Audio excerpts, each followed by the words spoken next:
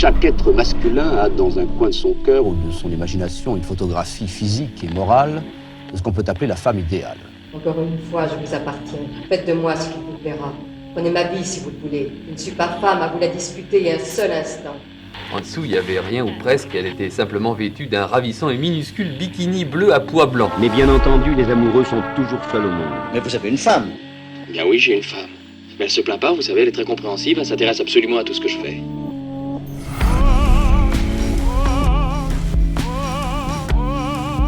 Ça vous ferait quoi, vous, d'être peut-être le dernier homme sur Terre? Un Robinson avec le monde entier comme il déserte? Ça nous a toujours angoissés, hein.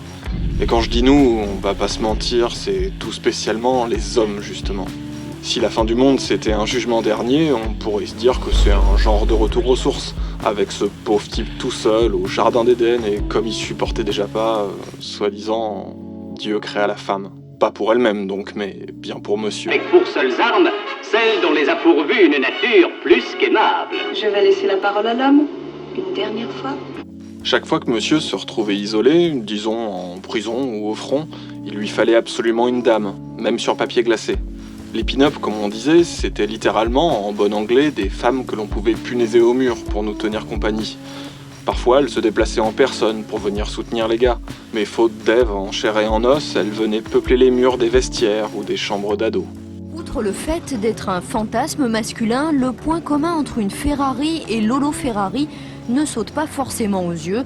Des effigies comme autant de statues modelées, non pas à partir des côtes de monsieur, mais de déesses, alors vénérées d'une drôle de façon. Et là, ce n'est pas une chanson, c'est bien Ferré qui revendique sa misogynie. Il faut aimer les femmes, mais être misogyne, savoir mettre les femmes à leur place sur une trône, ça, les adorer. Mais quand on a fini de les adorer, il faut qu'elles vous foutent la paix.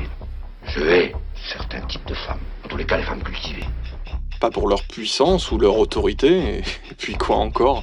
Non, pour leur beauté, leur plastique et leurs sourires entendus.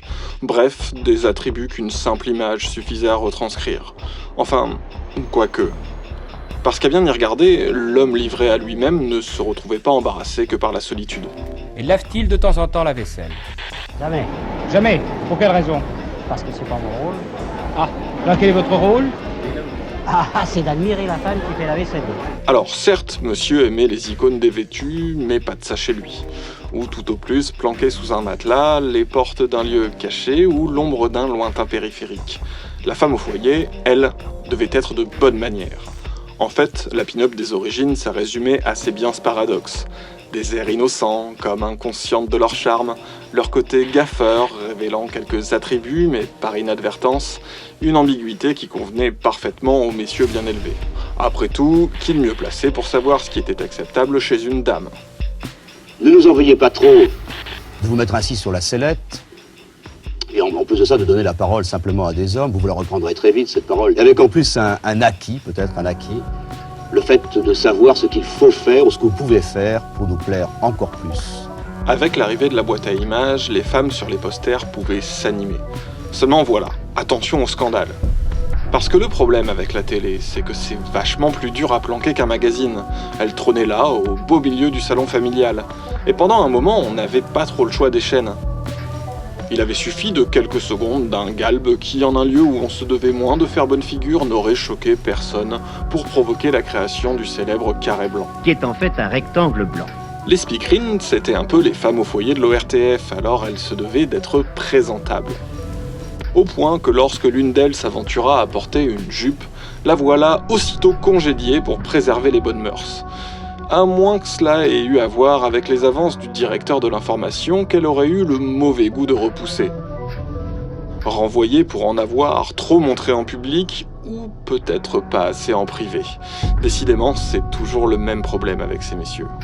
Alors, vous me direz, pourtant la télé ne jurait que par une certaine ménagère de moins de 50 ans. En fait, surtout l'image que s'en faisaient ceux qui voulaient bien parler à sa place. La ménagère, elle veut avoir un aspirateur, elle veut avoir un frigidaire, elle veut avoir une machine à laver. La ménagère veut le progrès, mais elle veut pas la pagaille. La libéralisation à la fois des mœurs et des canaux hertziens a mis fin au problème. Dans ce nouveau raz-de-marée d'images, il pouvait retrouver ses nymphes favorites peuplant le plateau de quelques satyres de son genre. Si ces femmes de l'écran n'avaient pas forcément gagné en galon par rapport aux speakerines, elles avaient c'est sûr perdu quelques vêtements. Mais si les hommes faisaient tout ça, c'est parce qu'ils aimaient les femmes, non ? Mademoiselle, je lui dis, je vous trouve très très jolie. Elle me répond, je vous trouve pas terrible du tout. Elle avait raison, hein. À tel point que les hommes qui n'aimaient pas les femmes, c'était suspect. Il était très distingué, n'est-ce pas? Très distingué. Énormément distingué, n'est-ce pas? Et les gens disaient, mais enfin tout de même, ça ne devrait pas être permis, ça ne devrait pas être permis. Ils auraient tout fait pour elle. Enfin, quand même pas leur laisser recevoir leur propre salaire, ou le droit de vote, ou l'égalité salariale. Il faut à tout prix mettre la main sur le professeur Bougnoulou, c'est le meilleur spécialiste de la question. Bon, allez, Jeanne, le professeur Bougnoulou, vous le trouvez et vous l'amenez. Hein, allez téléphoner à côté. Qui d'autre? Qui est capable de nous dire ce que veulent les femmes? C'est que pendant tout ce temps, il s'était passé quelque chose. Eh bien, il aura fallu tout ce temps, presque un an, pour qu'enfin paraisse une femme dans notre mission. Sans doute. Nous, les producteurs de Armes égales, sommes nous aussi victimes des préjugés qui, selon certains, constituent, en somme, en France, la colonisation de la femme. Et comme ça, on a vu apparaître petit à petit des images nouvelles de femmes dans des lieux où on ne les voyait auparavant presque jamais. Tout ce qu'on leur refusait, elles l'avaient pris d'elles-mêmes. Les pin-up se décrochaient du mur. Alors il fallait vite les reclouer, au pilori si nécessaire, mais en vain.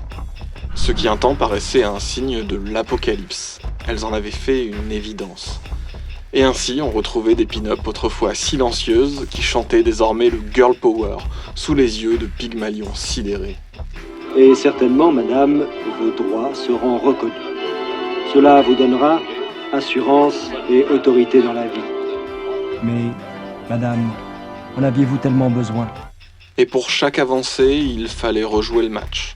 Encore et encore. À regarder en arrière, on se rend compte que certains croyaient qu'abandonner leurs privilèges, ce serait la fin du monde.